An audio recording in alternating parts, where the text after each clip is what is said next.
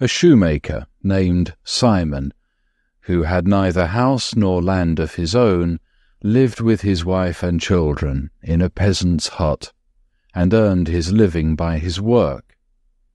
Work was cheap, but bread was dear, and what he earned he spent for food.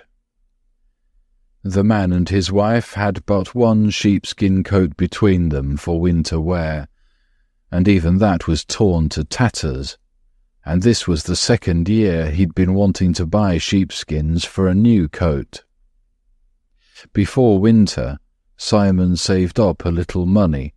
A 3-ruble note lay hidden in his wife's box, and 5 rubles and 20 kopeks were owed him by customers in the village.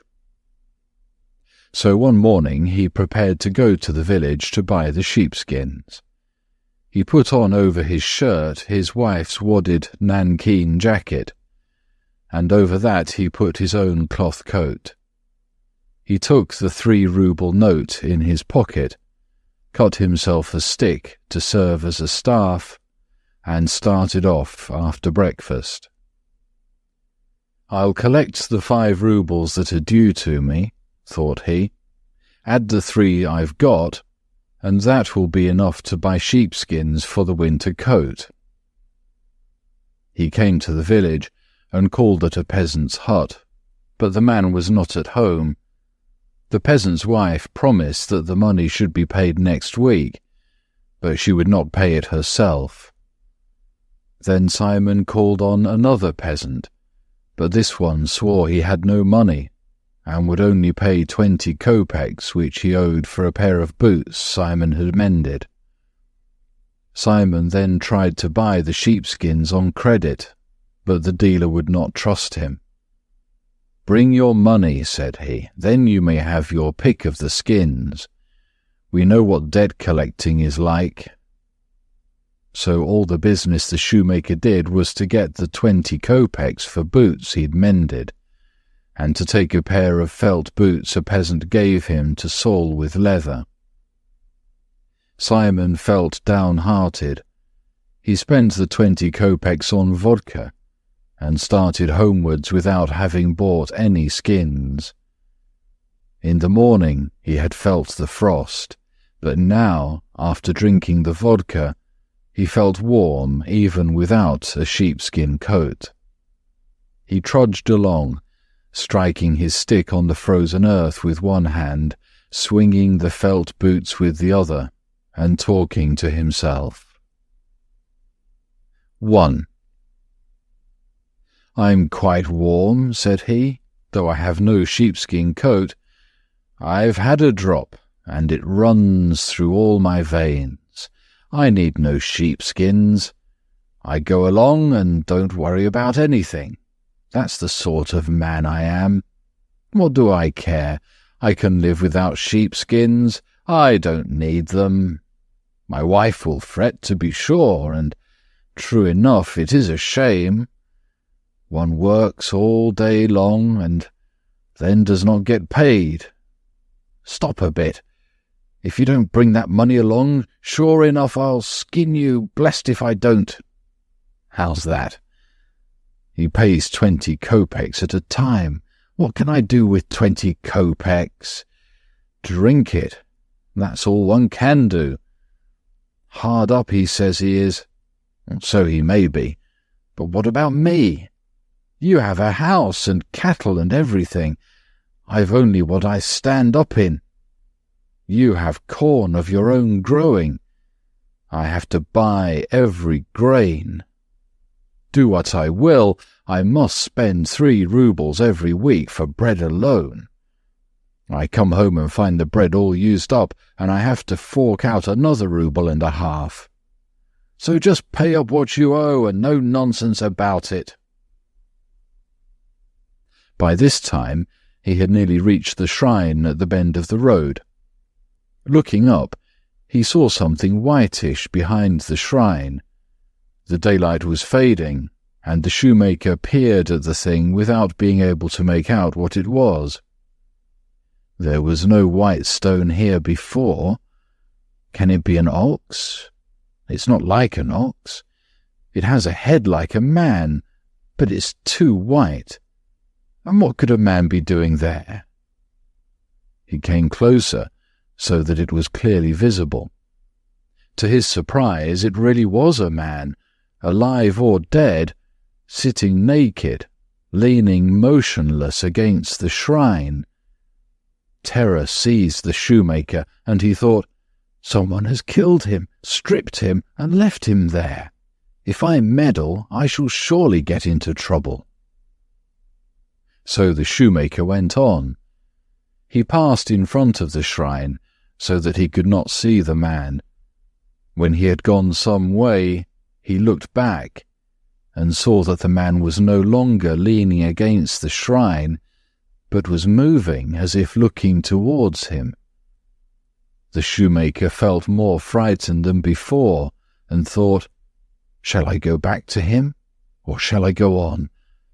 If I go near him, something dreadful may happen. Who knows who the fellow is?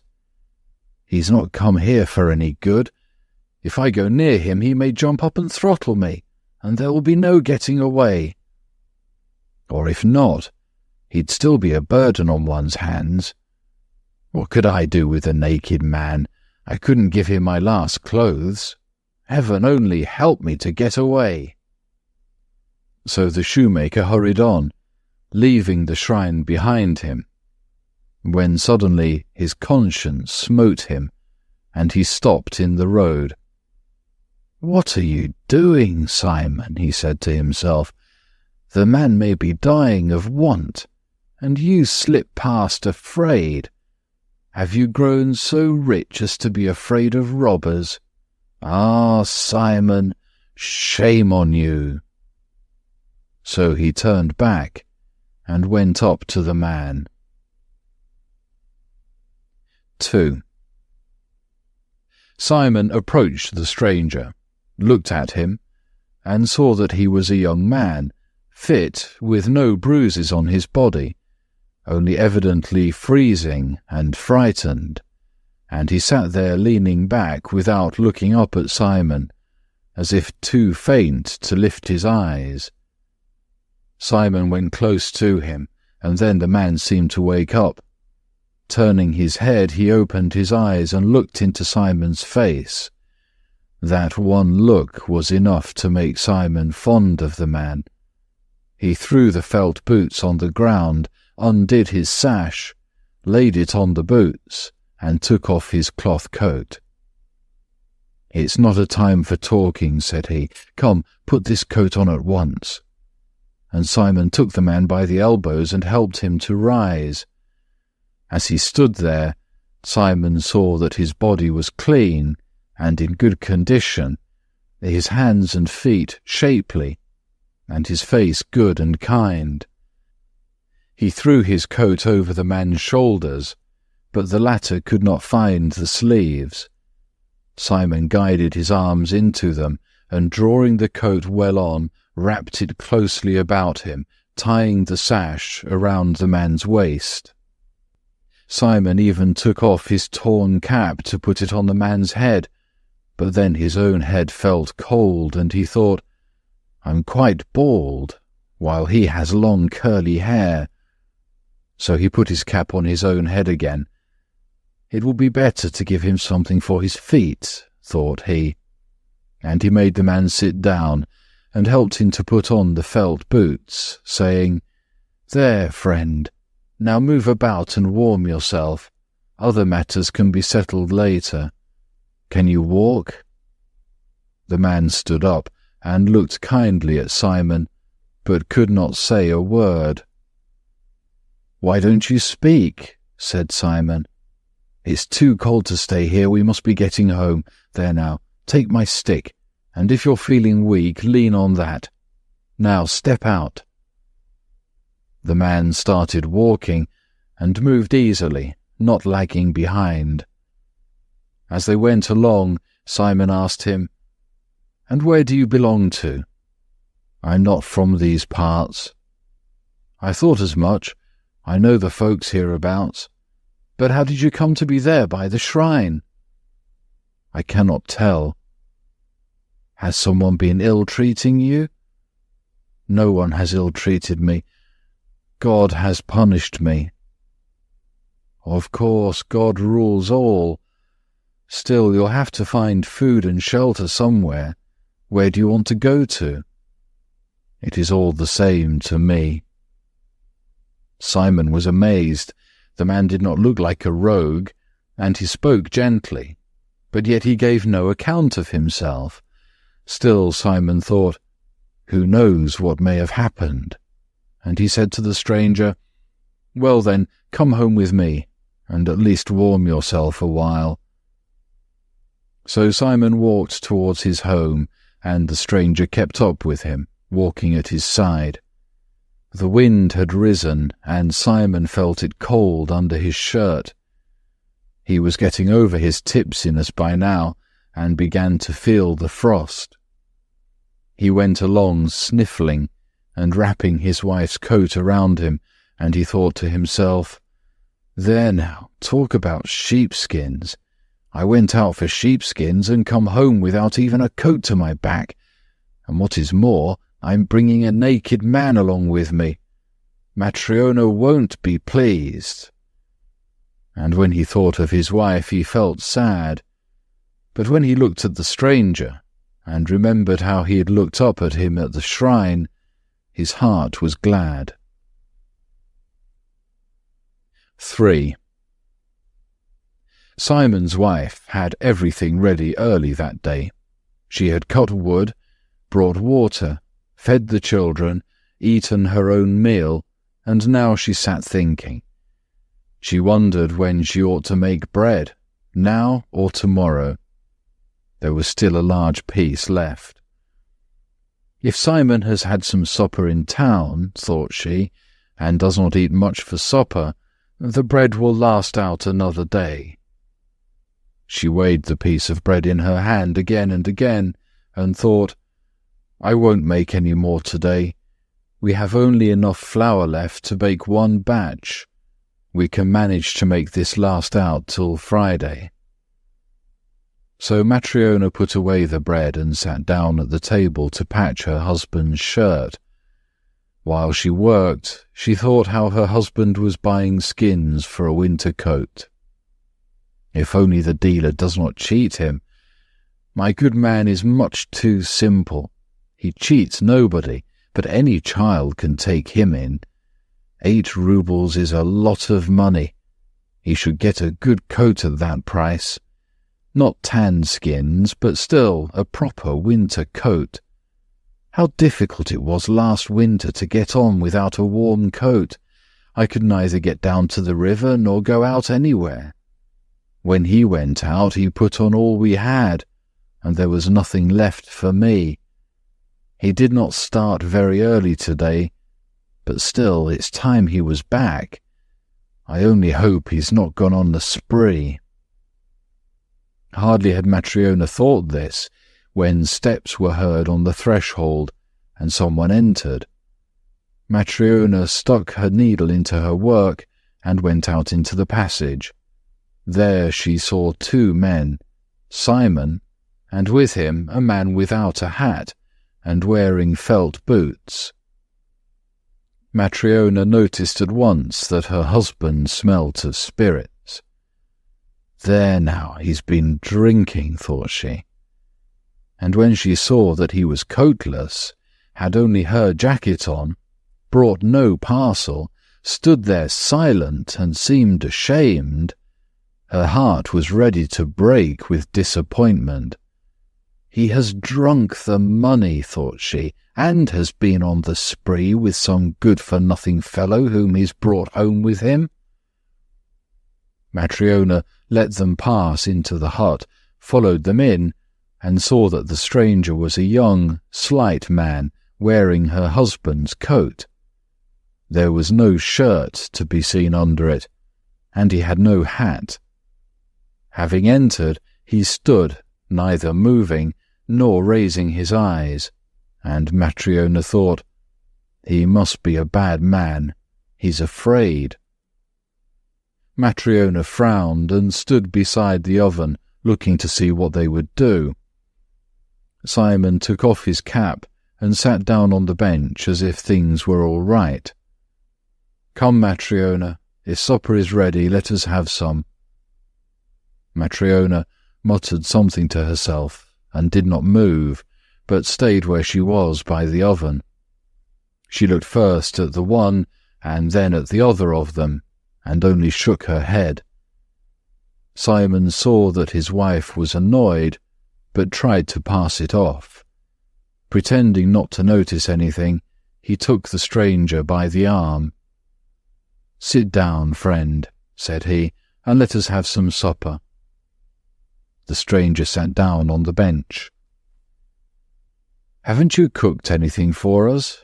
said Simon. Matryona's anger boiled over. "I've cooked, but not for you. It seems to me you have drunk your wits away. You went to buy a sheepskin coat and come home without so much as the coat you had on, and bring a naked vagabond home with you. I have no supper for drunkards like you." "That's enough, Matryona. Don't wag your tongue without reason. You had better ask what sort of a man, and you tell me what you've done with the money." Simon found the pocket of the jacket, drew out the 3-ruble note, and unfolded it. "Here is the money. Trifonov did not pay, but promises to pay soon." Matryona got still more angry. He had bought no sheepskins, but had put his only coat on some naked fellow, and had even brought him to their house. She snatched up the note from the table, took it to put away in safety, and said, "I have no supper for you. We can't feed all the naked drunkards in the world." "There now, Matryona, hold your tongue a bit. First hear what a man has to say. Much wisdom I shall hear from a drunken fool. I was right in not wanting to marry you, a drunkard. The linen my mother gave me you drank, and now you've been to buy a coat and have drunk it too."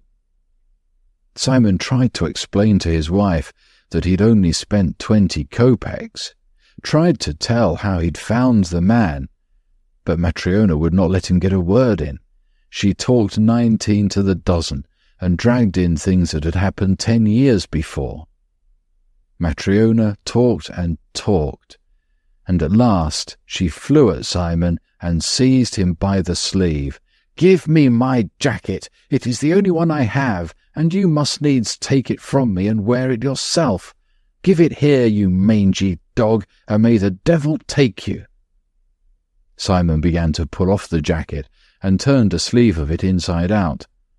Matryona seized the jacket, and it burst its seams. She snatched it up, threw it over her head, and went to the door. She meant to go out, but stopped undecided.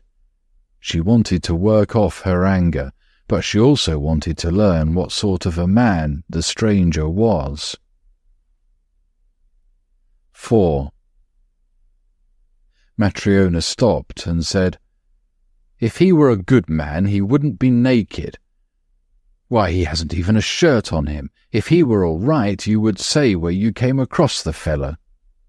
"That is just what I'm trying to tell you," said Simon. "As I came to the shrine, I saw him sitting all naked and frozen. It isn't quite the weather to sit about naked.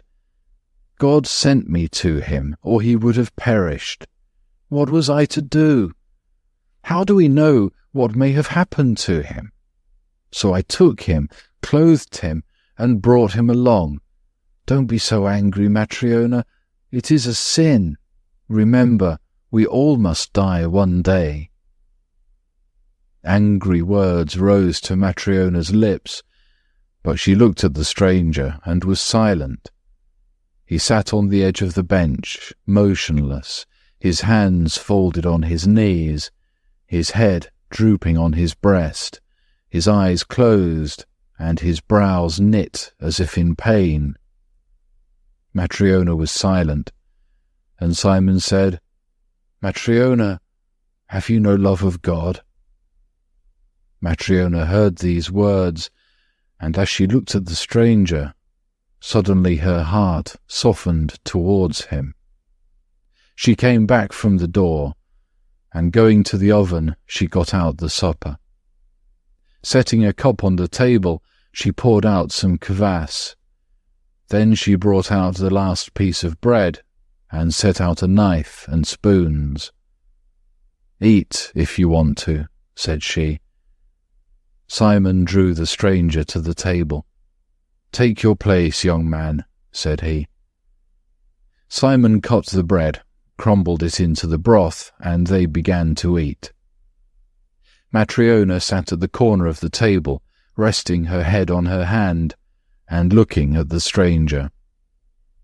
And Matryona was touched with pity for the stranger, and began to feel fond of him. And at once the stranger's face lit up, his brows were no longer bent. He raised his eyes and smiled at Matryona. When they had finished supper, the woman cleared away the things and began questioning the stranger. "Where are you from?" said she.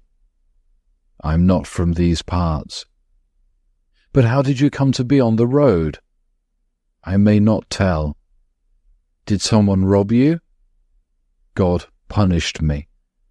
"And you were lying there naked?" "Yes, naked and freezing. Simon saw me and had pity on me. He took off his coat and put it on me and brought me here. And you have fed me, given me drink, and shown pity on me. God will reward you." Matryona rose, took from the window Simon's old shirt she'd been patching, and gave it to the stranger. She also brought out a pair of trousers for him. "There," said she, "I see you have no shirt. Put this on, and lie down where you please, in the loft or on the oven." The stranger took off the coat, put on the shirt, and lay down in the loft. Matryona put out the candle, took the coat, and climbed to where her husband lay. Matryona drew the skirts of the coat over her and lay down, but could not sleep. She could not get the stranger out of her mind. When she remembered that he had eaten their last piece of bread, and that there was none for tomorrow, and thought of the shirt and trousers she'd given away, she felt grieved. But when she remembered how he had smiled, her heart was glad. Long did Matryona lie awake, and she noticed that Simon also was awake. He drew the coat towards him. "Simon!" "Well?" "You've had the last of the bread, and I've not put any to rise. I don't know what we shall do tomorrow. Perhaps I can borrow some of neighbour Martha. If we're alive, we shall find something to eat." The woman lay still a while and then said, "He seems a good man, but why does he not tell us who he is?" "I suppose he has his reasons." "Simon!" "Well?" "We give, but why does nobody give us anything?" Simon did not know what to say, so he only said, "Let us stop talking," and turned over and went to sleep. 5. In the morning, Simon awoke. The children were still asleep. His wife had gone to the neighbour's to borrow some bread. The stranger alone was sitting on the bench, dressed in the old shirt and trousers, and looking upwards.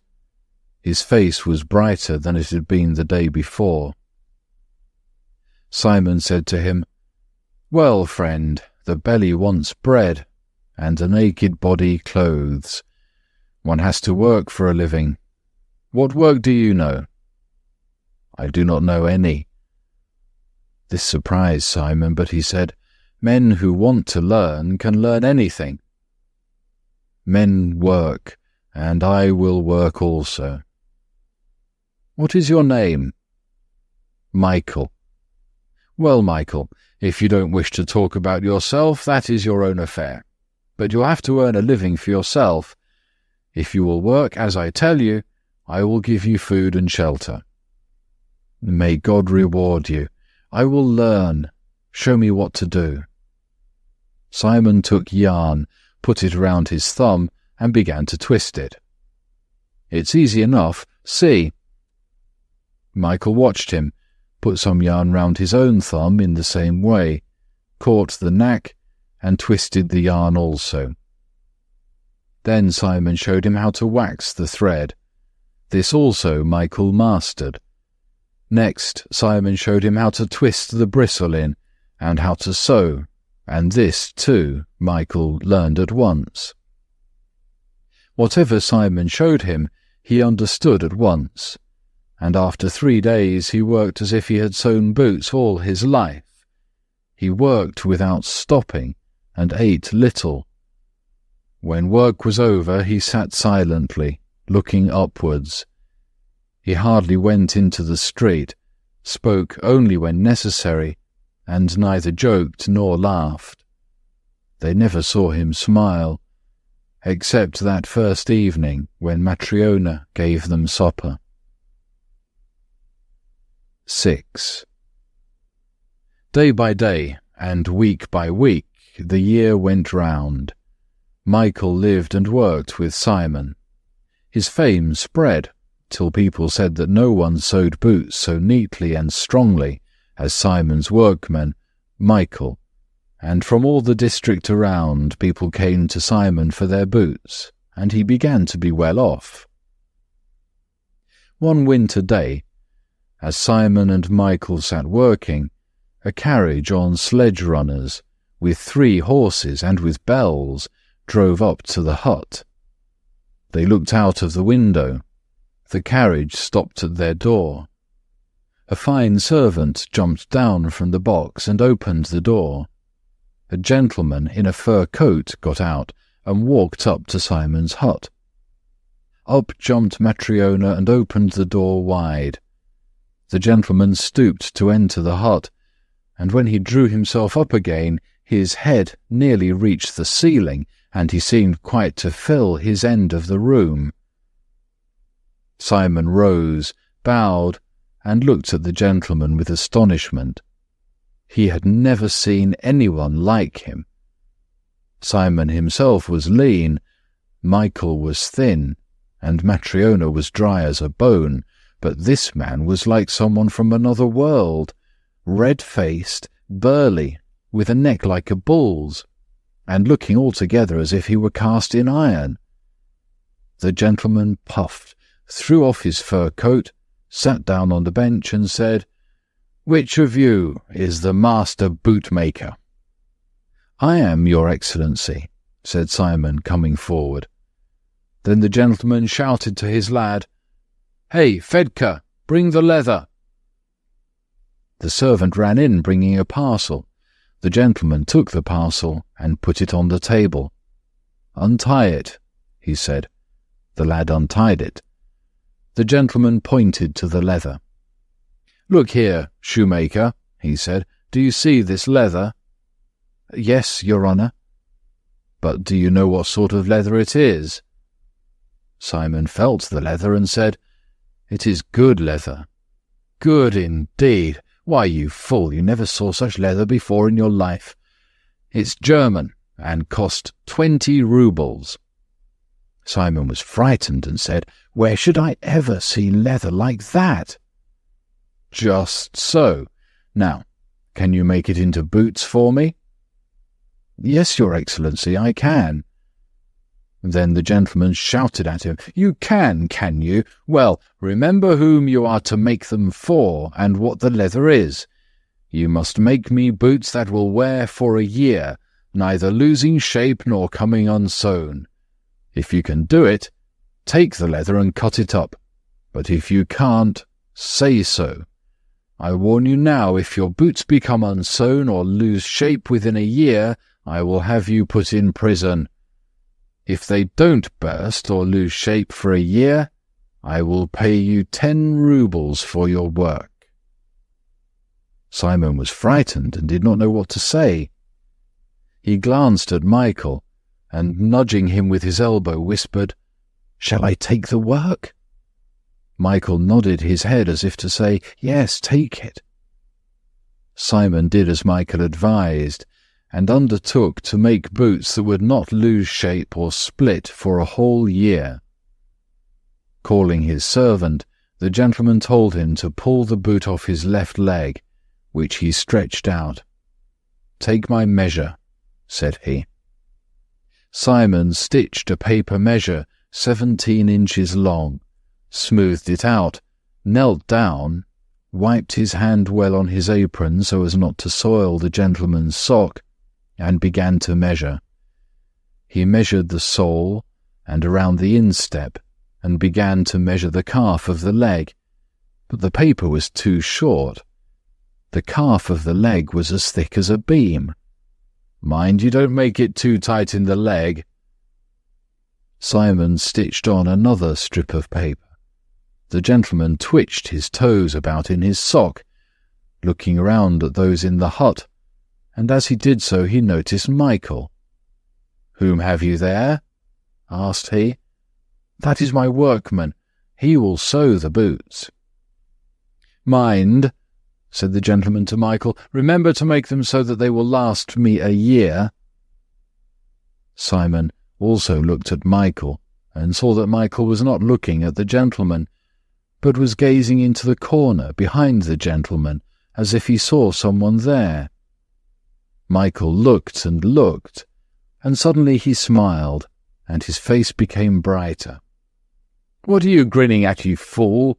thundered the gentleman. "You'd better look to it that the boots are ready in time." "They shall be ready in good time," said Michael. "Mind it so," said the gentleman, and he put on his boots and his fur coat, wrapped the latter round him, and went to the door.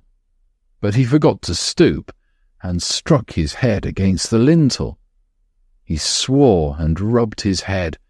Then he took his seat in the carriage and drove away. When he had gone, Simon said, "There's a figure of a man for you. You could not kill him with a mallet. He almost knocked out the lintel, but little harm it did him." And Matryona said, "Living as he does, how should he not grow strong? Death itself cannot touch such a rock as that." 7. Then Simon said to Michael, "Well, we've taken the work, but we must see we don't get into trouble over it. The leather is dear, and the gentleman hot-tempered. We must make no mistakes. Come, your eye is truer, and your hands have become nimbler than mine. So you take this measure and cut out the boots. I will finish off the sewing of the vamps." Michael did as he was told. He took the leather, spread it out on the table, folded it in two, took a knife, and began to cut out. Matryona came and watched him cutting, and was surprised to see how he was doing it. Matryona was accustomed to seeing boots made, and she looked and saw that Michael was not cutting the leather for boots, but was cutting it round. She wished to say something, but she thought to herself, "Perhaps I do not understand how gentlemen's boots should be made. I suppose Michael knows more about it, and I won't interfere." When Michael had cut up the leather, he took a thread and began to sew, not with two ends as boots are sewn, but with a single end, as for soft slippers. Again Matryona wondered, but again she did not interfere. Michael sewed on steadily till noon. Then Simon rose for dinner, looked around, and saw that Michael had made slippers out of the gentleman's leather. "Ah," groaned Simon, and he thought, "How is it that Michael, who's been with me a whole year and never made a mistake before, should do such a dreadful thing? The gentleman ordered high boots, welted, with whole fronts, and Michael has made soft slippers with single soles, and has wasted the leather. What am I to say to the gentleman? I can never replace leather such as this." And he said to Michael, "What are you doing, friend? You have ruined me. You know the gentleman ordered high boots, but see what you've made." Hardly had he begun to rebuke Michael when, rat-tat, went the iron ring that hung at the door.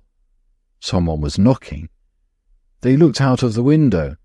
A man had come on horseback and was fastening his horse.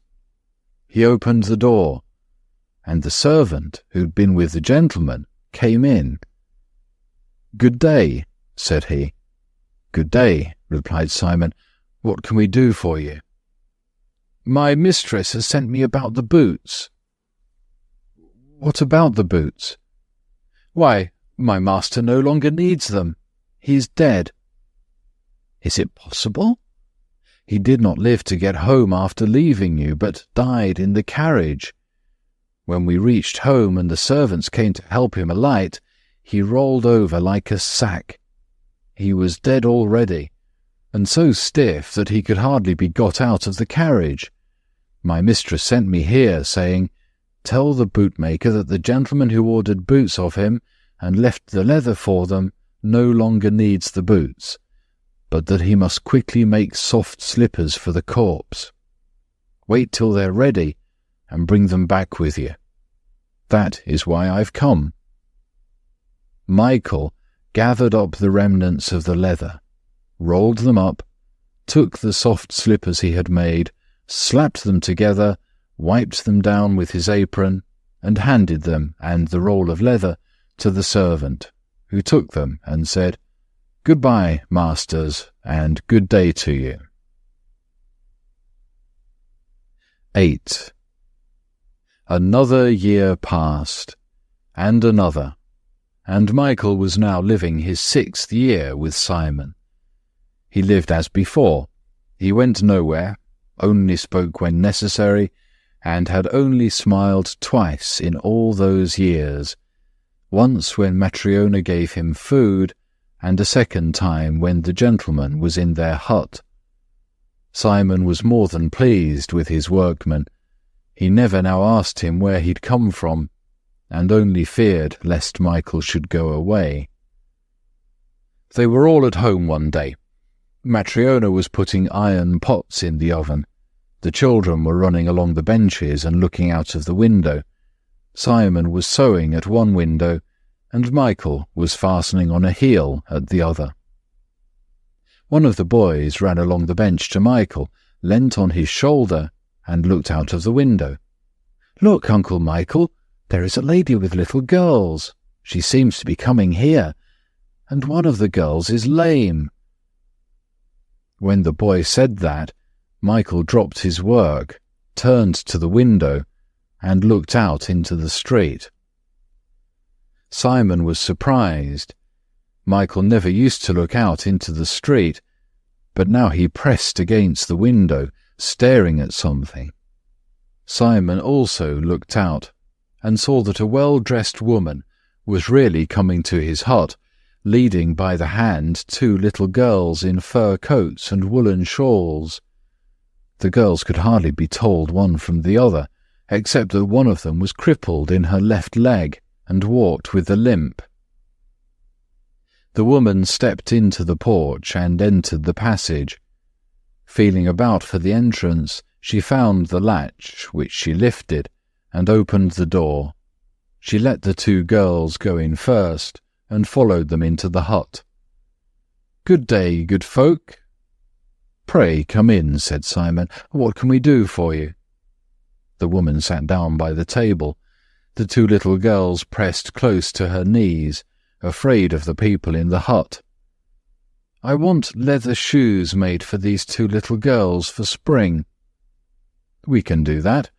We never have made such small shoes, but we can make them, either welted or turnover shoes, linen lined. My man Michael is a master at the work." Simon glanced at Michael and saw that he had left his work and was sitting with his eyes fixed on the little girls. Simon was surprised. It was true the girls were pretty, with black eyes, plump and rosy-cheeked, and they wore nice kerchiefs and fur coats. But still Simon could not understand why Michael should look at them like that, just as if he had known them before. He was puzzled. but went on talking with the woman and arranging the price. Having fixed it, he prepared the measure. The woman lifted the lame girl onto her lap and said, "Take 2 measures from this little girl. Make 1 shoe for the lame foot and 3 for the sound one. They both have the same size feet. They're twins." Simon took the measure and, speaking of the lame girl, said, "How did it happen to her? She's such a pretty girl. Was she born so?" "No, her mother crushed her leg." Then Matryona joined in. She wondered who this woman was, and whose the children were. So she said, "Are you not their mother, then?" "No, my good woman, I am neither their mother nor any relation to them. They were quite strangers to me, but I adopted them." "They are not your children, and yet you are so fond of them?" "How can I help being fond of them?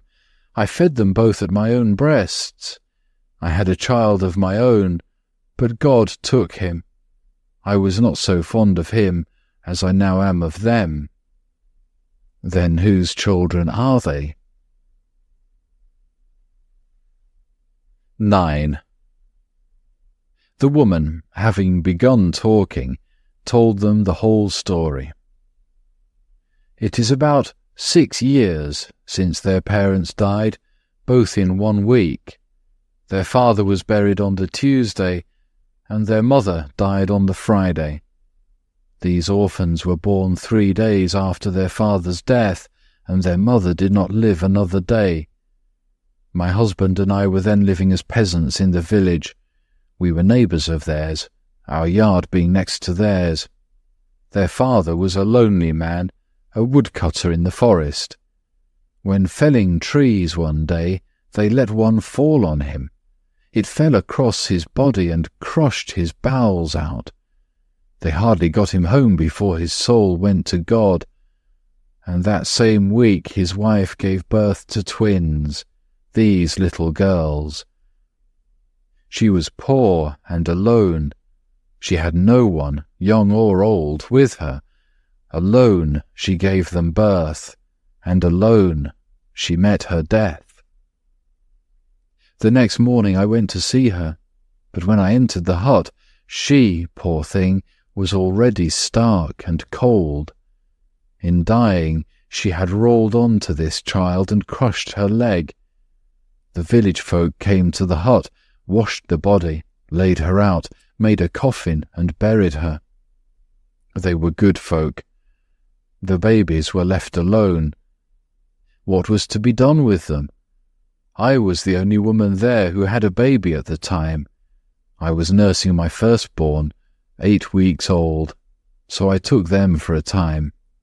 The peasants came together and thought what to do with them, and at last they said to me, "For the present, Mary, you had better keep the girls, and later on we will arrange what to do for them." So I nursed the sound one at my breast, but at first I did not feed this crippled one. I did not suppose she would live. But then I thought to myself, why should the poor innocent suffer? I pitied her, and began to feed her. And so I fed my own boy and these 2, the 3 of them, at my own breast. I was young and strong and had good food, and God gave me so much milk that at times it even overflowed. I used sometimes to feed 2 at a time, while the 3rd was waiting. When one had enough, I nursed the 3rd, and God so ordered it that these grew up, while my own was buried before he was 2 years old. And I had no more children, though we prospered. Now my husband is working for the corn merchant at the mill. The pay is good, and we are well off. But I have no children of my own, and how lonely I should be without these little girls. How can I help loving them? They are the joy of my life." She pressed the lame little girl to her with one hand, while with the other she wiped the tears from her cheeks.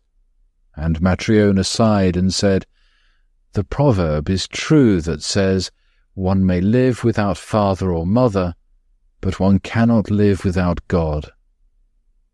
So they talked together, when suddenly the whole hut was lighted up as though by summer lightning from the corner where Michael sat. They all looked towards him and saw him sitting, his hands folded on his knees, gazing up and smiling. 10. The woman went away with the girls. Michael rose from the bench, put down his work, and took off his apron. Then, bowing low to Simon and his wife, he said, "Farewell, masters. God has forgiven me. I ask your forgiveness too for anything done amiss." And they saw that a light shone from Michael. And Simon rose, bowed down to Michael, and said, "I see, Michael, that you are no common man, and I can neither keep you nor question you. Only tell me this, how is it that when I found you and brought you home, you were gloomy, and when my wife gave you food, you smiled at her and became brighter? Then when the gentleman came to order the boots, you smiled again and became brighter still, and now, when this woman brought the little girls, you smiled a third time, and have become as bright as day. Tell me, Michael, why does your face shine so, and why did you smile those 3 times? And Michael answered, "Light shines from me because I have been punished, but now God has pardoned me. And I smiled 3 times because God sent me to learn 3 truths, and I have learnt them. One I learnt when your wife pitied me, and that is why I smiled the first time. The second I learnt when the rich man ordered the boots, and then I smiled again. And now, when I saw those little girls, I learned the third and last truth, and I smiled the 3rd time." And Simon said, "Tell me, Michael, what did God punish you for? And what were the 3 truths? That I too may know them." And Michael answered, "God punished me for disobeying him. I was an angel in heaven, and disobeyed God. God sent me to fetch a woman's soul. I flew to earth and saw a sick woman lying alone, who had just given birth to twin girls. They moved feebly at their mother's side, but she could not lift them to her breast. When she saw me, she understood that God had sent me for her soul, and she wept and said, 'Angel of God, my husband has just been buried, killed by a fallen tree. I have neither sister nor aunt nor mother, no one to care for my orphans. Do not take my soul. Let me nurse my babes, feed them, and set them on their feet before I die. Children cannot live without father or mother.' And I hearkened to her. I placed one child at her breast, and gave the other into her arms, and I returned to the Lord in heaven. I flew to the Lord and said, 'I could not take the soul of the mother. Her husband was killed by a tree. The woman has twins and prays that her soul may not be taken. She says, "Let me nurse and feed my children and set them on their feet. Children cannot live without father or mother." I have not taken her soul. And God said, "Go, take the woman's soul and learn 3 truths. Learn what dwells in man, what is not given to man, and what men live by. When thou hast learnt these things, thou shalt return to heaven." So I flew again to earth and took the mother's soul. The babes dropped from her breasts. Her body rolled over on the bed and crushed one babe, twisting its leg. I rose above the village, wishing to take her soul to God, but a wind seized me, and my wings drooped, and dropped off. Her soul rose alone to God, while I fell to earth by the roadside. 11. And Simon and Matryona understood who it was that had lived with them, and whom they had clothed and fed. And they wept with awe and with joy. And the angel said, I was alone in the field, naked. I had never known human needs, cold and hunger, till I became a man. I was famished, frozen, and did not know what to do. I saw, near the field I was in, a shrine built for God, and I went to it hoping to find shelter. But the shrine was locked, and I could not enter. So I sat down behind the shrine to shelter myself at least from the wind. Evening drew on. I was hungry, frozen, and in pain. Suddenly I heard a man coming along the road. He carried a pair of boots and was talking to himself. For the first time since I became a man, I saw the mortal face of a man, and his face seemed terrible to me, and I turned from it. And I heard the man talking to himself of how to cover his body from the cold in winter, and how to feed wife and children. And I thought, I am perishing of cold and hunger, and here is a man thinking only of how to clothe himself and his wife, and how to get bread for themselves. He cannot help me. When the man saw me, he frowned and became still more terrible, and passed me by on the other side. I despaired, but suddenly I heard him coming back. I looked up, and did not recognize the same man. Before, I had seen death in his face, but now he was alive, and I recognized in him the presence of God. He came up to me, clothed me, took me with him, and brought me to his home. I entered the house. A woman came to meet us and began to speak. The woman was still more terrible than the man had been. The spirit of death came from her mouth. I could not breathe for the stench of death that spread around her. She wished to drive me out into the cold, and I knew that if she did so, she would die.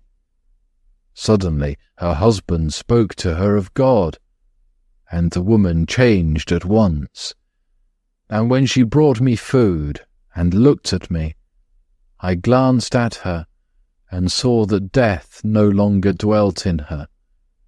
She had become alive, and in her, too, I saw God.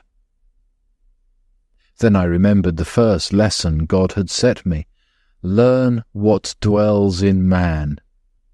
And I understood that in man dwells love. I was glad that God had already begun to show me what he had promised, and I smiled for the first time. But I had not yet learnt all. I did not yet know what is not given to man and what men live by. I lived with you, and a year passed. A man came to order boots that I should wear for a year without losing shape or cracking. I looked at him, and suddenly behind his shoulder I saw my comrade, the angel of death. None but me saw that angel, but I knew him, and knew that before the sun set he would take that rich man's soul. And I thought to myself, the man is making preparations for a year, and does not know that he will die before evening. And I remembered God's second saying, learn what is not given to man. What dwells in man I already knew. Now I learned what is not given him. It is not given to man to know his own needs. And I smiled for the second time. I was glad to have seen my comrade angel, glad also that God had revealed to me the second saying. But I still did not know all. I did not know what men live by.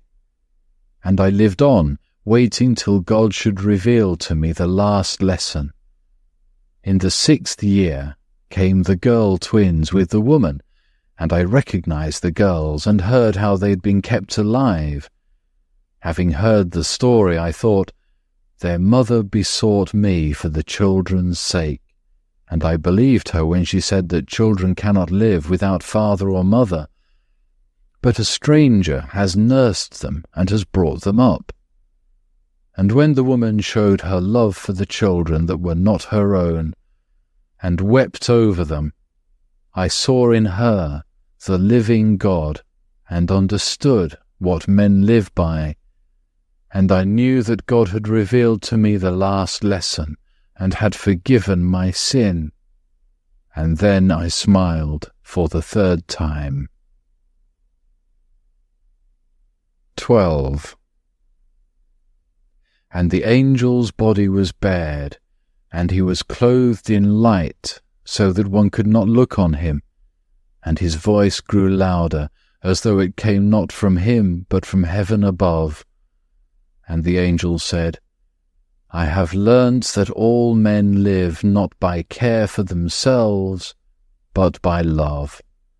It was not given to the mother to know what her children needed for their life, nor was it given to the rich man to know what he himself needed, nor is it given to any man to know whether, when evening comes, he will need boots for his body, or slippers for his corpse.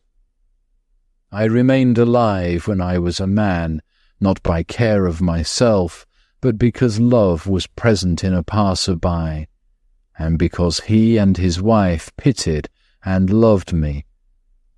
The orphans remained alive not because of their mother's care, but because there was love in the heart of a woman, a stranger to them, who pitied and loved them. And all men live not by the thought they spend on their own welfare, but because love exists in man. I knew before that God gave life to men and desires that they should live. Now I understood more than that. I understood that God does not wish men to live apart, and therefore he does not reveal to them what each one needs for himself. But he wishes them to live united, and therefore reveals to each of them what is necessary for all. I have now understood that though it seems to men that they live by care for themselves, in truth it is love alone by which they live.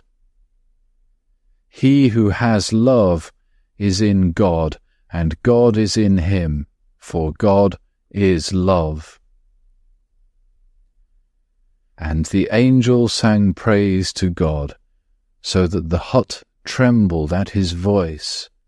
The roof opened, and a column of fire rose from earth to heaven. Simon and his wife and children fell to the ground. Wings appeared upon the angel's shoulders, and he rose into the heavens. And when Simon came to himself, the hut stood as before, and there was no one in it but his own family.